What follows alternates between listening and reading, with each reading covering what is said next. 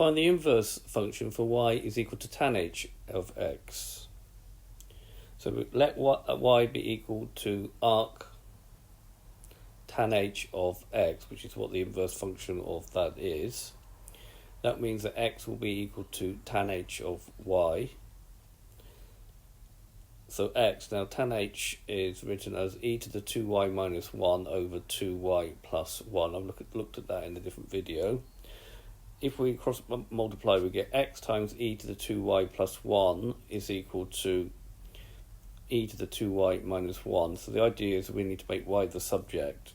So we got x times 2 e to the 2y plus x is equal to e to the 2y minus 1.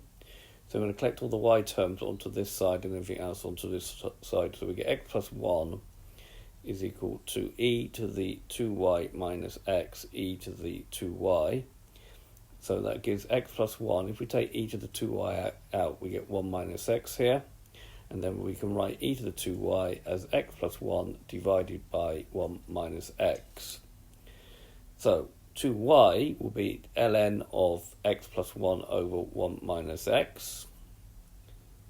And therefore y will be a half of ln of x plus 1 over 1 minus x. So what we're saying is that tan h of x will be a half of ln of x plus 1 over 1 minus x.